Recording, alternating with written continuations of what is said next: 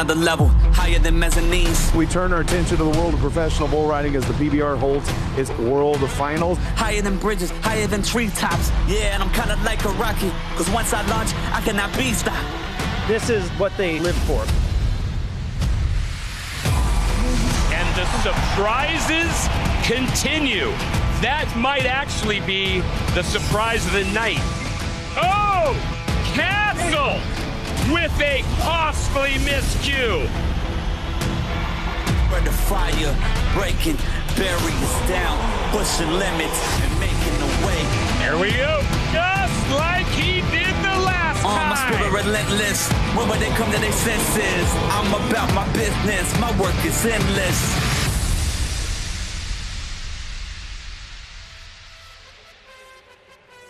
It all ends tonight as the climatic finale of the PBR World Finals is taking place here at AT&T Stadium in Arlington, Texas.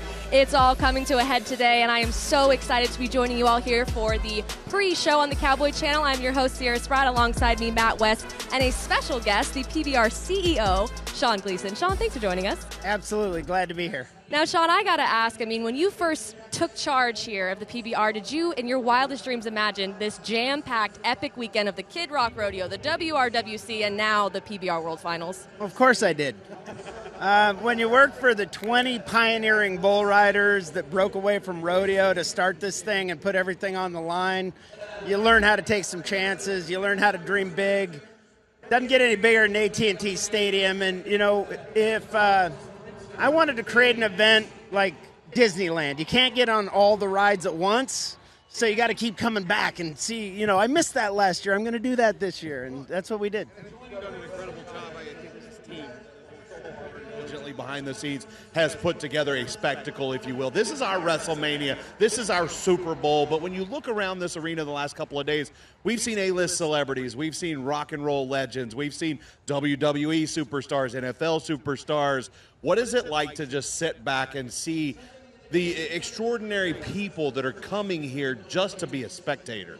Well, the most extraordinary people are the people that put this event on. My crew, our crew, you guys that make all this happen. It's a world-class production. Week in and week out, we do it up and down the road. But here you get to the finals, you got to do it in AT&T Stadium. It's a different level. But to have celebrities and all of the key people that we've been able to entertain, from corporations, large corporations, and executives from other sports leagues, to finally be paying attention to the PBR and be here not because they have to, but because they want to. It's been great. Over 3 decades ago, the PBR was founded for opportunity. That's what it was all about, opportunity to what we believe are the toughest athletes in the world. Fast forward, that opportunity extends beyond the boundaries of bull riding, and you guys are handing out those opportunities to women, to other bull riders. It just continues to get bigger and bigger. Well, really, what we tried to do was create opportunities in spaces where it didn't exist in rodeo. We've never, ever tried to take anything away from the sport of rodeo, but women were underserved, and particularly in breakaway and team roping. And so we said, let's create a championship for the ladies, and got to pay out a lot of money last night. It makes me proud. And other projects like Bill Pickett Rodeo and helping black cowboys find their way into this sport, those are profitable ventures for us. It's not out of the goodness of our heart, but it's worth our time to create opportunities where they don't exist. Much like the Kid Rock's Rock and Rodeo that we started this weekend off at AT&T Stadium, a joint venture between one of the biggest icons in music. Yeah, well, that was born on his porch at about 4 a.m. I've heard stories. Yeah, and he got to the PBR because of PBR teams, and he was really interested in what we were doing, but he said, I'm more interested in the other disciplines, all the disciplines of rodeo. And I said, wait a minute, I got an idea that I've been sitting on for a little while, and it needed somebody like him to bring the attention to it. And then obviously creating the head-to-head format, starting it on a drag race clock. It reimagined rodeo in a way that is more appealing to a casual fan, and you have to do that in this day and age. You have to appeal to the changing tastes of the consumer, or we're going to lose it. But at the core, sorry to interrupt, but at the core of everything we do, it all comes back to this arena. It's Championship Sunday. Your thoughts on this race specifically this year compared to years previous? Well, we ran scenarios last night and this morning, and I'm like, my mind started to, my ears were smoking. I mean, there's so many different scenarios, and all four of the guys that are really in the hunt for this thing, I honestly, truly want each one of them to win. I mean, there is no favorites in the PBR, and you know, you look at Jose, and when he won in Cowtown Coliseum at eliminations, we're walking up for me to present him the check, and he looked at me and he goes, "You're going to give me $1 million next Sunday." And I said, "I'd be happy to." And I'll be darned if he ain't bringing it. He's certainly working towards that goal of a third world title, maybe even a fourth down the line, but he's certainly calculated in everything he does. That being said, so have you been. You've been calculated in every move we've made, strategically behind the scenes, but most importantly, out in the forefront. You mentioned the team working diligently. A lot of sleepless nights for everyone involved in this organization, but it all comes back to one reason: we're all huge fans of the sport. Oh my gosh, I get goosebumps. I have Sunday, Championship Sunday, especially with four guys in the race. And I called and talked to a couple of them this morning, and I'm not going to say who, but I'm like, hey, get a foot massage, go get some back work done, do something. And one of them asked me if I was coming over to rub their feet, and I said not a chance, but good luck. Hey, update, they're all still hurting back in the locker room. I've been with them. But I will, one request that I know that many of us don't take the time to do. Enjoy this day, because this is ultimately what we all look forward to all year long. Championship Sunday, baby. That's what it's all about. Absolutely, and I cannot wait, because a champion will be crowned tonight, not just for the PBR World Finals event itself, but also that world champion, and I cannot wait to see who's going to be crowned. It seems like you guys are pretty excited too. Without a doubt. Absolutely. Sean, thank you so much for joining us here at the desk, and everyone stay tuned, because we have more to unpack, including that world standings and how it's going to all shake up here at the PBR World Finals. Stay tuned.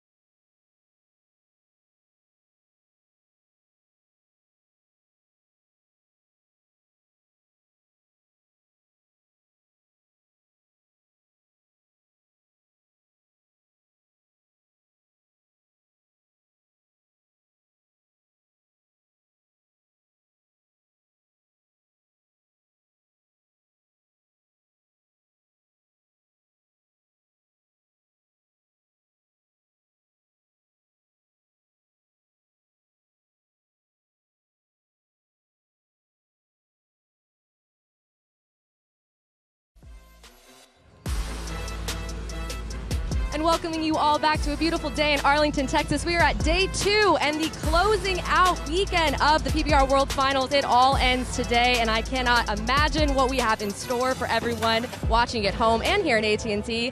Few more than just a few bumps and bruises we've seen from these guys. I mean, you know, when we get here at the PBR World Finals, these bulls, they mean business. Well, this is the best of the best, right? I mean, you talk about big wrecks. Always we've seen throughout the weekend these guys trying to tough it out and make it through every single round. And last night, Kaique Pacheco, he was already banged up, Matt, before he got into this deal. And I mean, one of the worst wrecks that I've seen all year long, but he was able to walk away. I want to start with this. I'm a little heartbroken at what you said. This is the final day. That does break my heart, but it's a little better now that Colby Yates has joined the desk, even late, but whatever. Kaique Pacheco dealing with some injuries coming into this event. Last night, scary situation to say the least. But anytime a guy goes through an incident like that and then laughs before he walks away from the arena, it just goes to, once again, prove these are the toughest athletes in the world. And thank you so much for finally showing up, Colby. But hey, you're welcome. You're welcome. I had to make a late appearance. It's close to his house. He gets lost easy.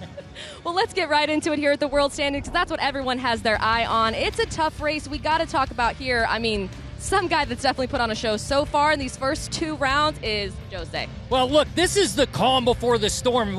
This is the final day. Somebody is going to strap on a new World Championship buckle, and it just might be Jose Vitor-Leme. He came into this finals number 18. Look at where he is, number 4. That's how big the points are here at the World Finals, and that's how important it is to make sure you close on all of these opportunities put in front of you. I don't know that I've ever seen a more focused athlete in this sport than what we're watching right now. I mentioned yesterday, the last time he won a world title in this building, 2020, he said, I'm coming back to win another, and another. He wants more gold buckles than anybody this sport has ever seen.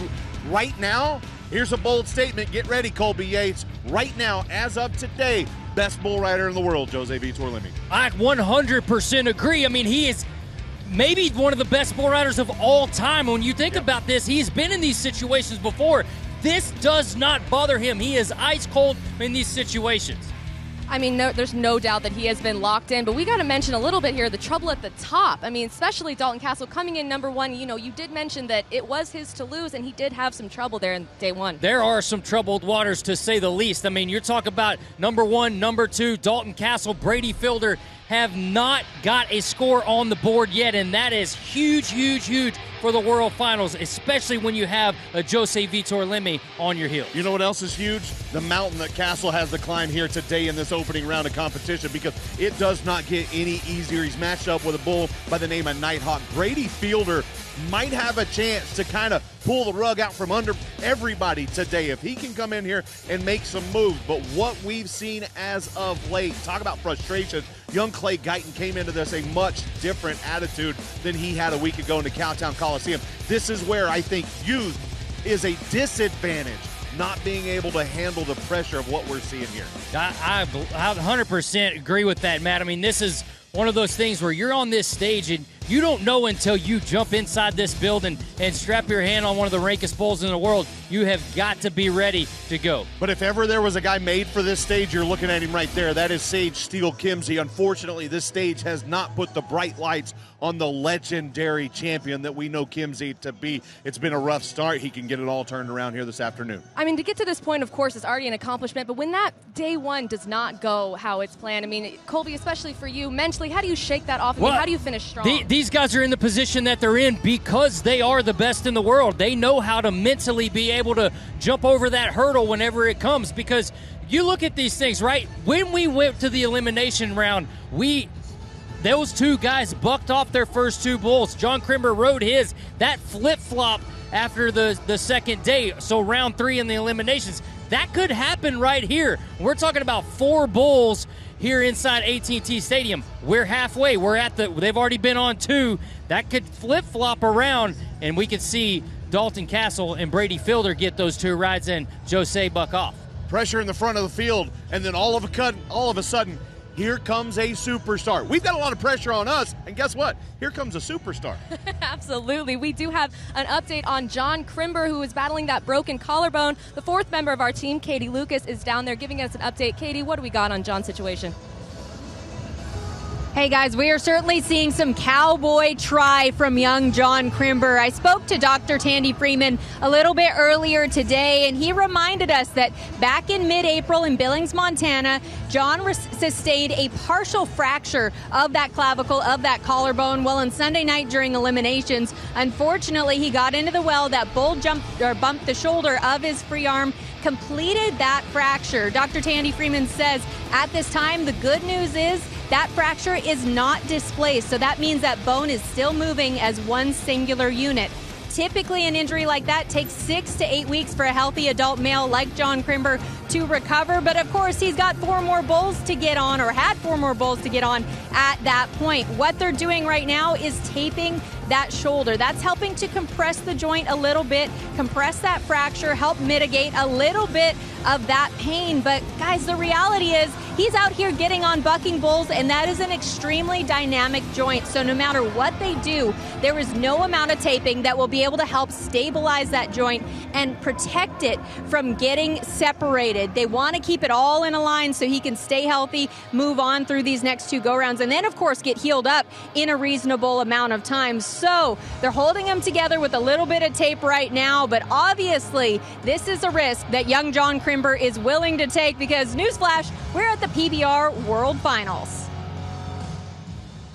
Thank you so much, Katie. I mean, it sounds like, yes, literally being held together by some tape. And Colby, at this point, with this stage and this pressure to grit your teeth through 2 more bowls, how much of an injury like this is more mental than physical at this point? Well, I'm super impressed with where he's at right now, because, I mean, look, just to be able to get through that, I've broken many bones, and I've also not stayed on and got on bulls. Also, being in a world championship race has a little bit to do with that, but I would love to use the tape that John Crimber's using if that's what gets him through these rides. He was able to pick a great bull in the first round and get this done, but he has a long, hard road ahead of him if he's going to get by and win a gold buckle here. If that's not the most cowboy thing I've ever heard, just throw some duct tape on it, grab you some baling wire, strap that thing together, and let's just get back to work. I mean, that's the way it's done on a lot of people's ranches, but this is $1 million opportunity. So whatever you can do to just stay in the fight if you're John Crimber. And remember, you're 19 years old. You got the rest of your life to keep doing this, but he wants that first world title in a bad way. And he definitely has a chance for it, too. Not even an outside chance. He did ride one of his bulls yesterday and got some great points. So we will be seeing him today competing, and I'm pretty excited. But don't go anywhere after this break. We're going to go right into those event standings here for the PBR World Finals to see who has a chance at that title. Stay tuned.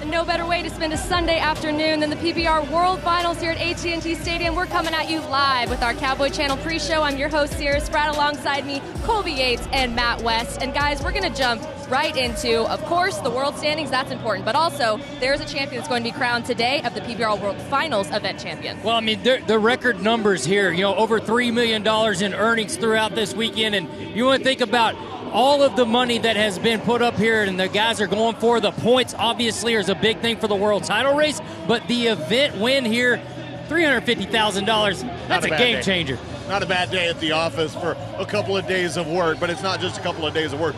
These guys have been working all year to get to this point, put themselves in a position. Who has put themselves in a position to win this event? Well, a guy that we've mentioned already a time or two by the name of Lemmy, Jose Vitor Lemmy. He's the front runner right now, but look behind him, a couple of guys that are putting together some solid runs here at AT&T. Yeah, that's very true, and Jose has accumulated $150,000 so far with his 2 round wins in the first round and the second round, but watch out for guys like Alan De Sosa and Paulo Eduardo Rosero. Paulo Eduardo is one of those guys that can switch his hands based on what the bull does, so he can be a big threat. Today has a bull called Big Bank. I'd watch out for him, but Alan De Sosa is going to be one to watch too because he is a consistent threat. Alan's got his hands full with a bull called Buck Nasty and a sore knee. That, in my opinion, favors Paulo Eduardo Rosero to kind of come from behind in this event title because he is sitting up with a bull called Big Bank, and I think things could really work out in his favor today. Things could really work out, but this is the one thing you need to watch for on this because,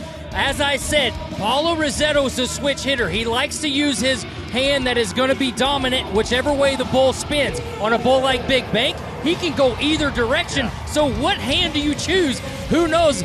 Paulo likes to, somewhat come up with a strategy for what he sets out to do in his game plan. It'll be interesting to see what hand he puts in the rope. Question for you, is both hands an option? Because that's the one I would go with. That's the one I would go with too, but I don't think that's going to work. And watch out for Alan De Sosa. He has a matchup in Big Buck. This is a bull that I think has been ridden maybe one time in his whole career, but never in the PBR. Well, and again, the problem for Alan De Sosa, in my opinion, is that knee injury that is continuing to nag him. He was helped out of the arena a night ago, but he's been helped out of the arena several times this season, and he just continues to find a way to keep fighting back and fighting back. Here's the thing that we do know. If Alan De Sosa can get out of the box clean, every bull in this roster is in danger of an 8-second ride the way that Alan can perform. I wonder if he's got some of that tape, though, that special magical tape. He must. Really? Or maybe that JB Mooney advice. It could be that, too. Either of those seem to work out for these guys more often than not. Well, we do have one more champion that's also going to be crowned here this Sunday, and that's the rookie race, something that these guys have been battling for all year long. It is going to end today, and who are the 2 top guys we're looking at? Well, this is going to be really interesting to watch these guys battle it out, and you see Hudson Bolton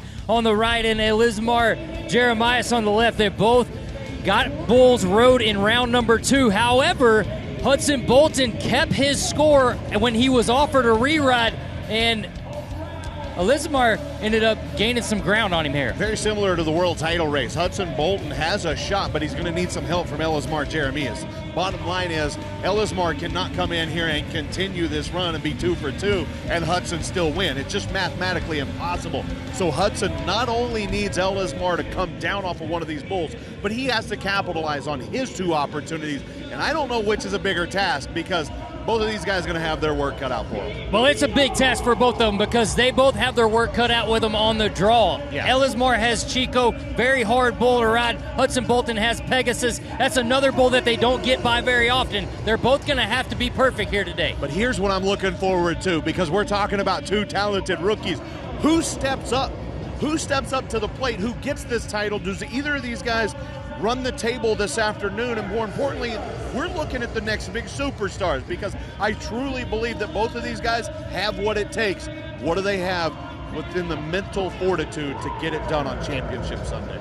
Now, we're looking at those 2 guys, and rightfully so, but is there anyone else that you guys kind of have your eye on, some up-and-comers that you think are going to be a superstar eventually? Yeah, there's 25 of them nodding their head today right now. I got my eyes on everybody, and there's one simple reason why. It's Championship Sunday. This is the day that you let it all go, no matter what hurts, no matter what's bothering you at home, you put your hand in that bull rope and you do not let go, because today's the day that legends are made. That's exactly right. I mean, these guys are the best in the world. Any one of these guys can win the round at any moment, and I would be expecting just that, especially on the last day. This is your last chance. They're going to ride like it's the last time they ever ride bulls. They're going to do it right here tonight. We're just talking about it. Why are we so excited? Why are we so amped up, Sierra? I don't know. It's getting me excited, though, so I am ready for some action, and we are getting one step closer. Don't go anywhere. We're teasing the matchups of the night here. Stay tuned. We've got more action for you.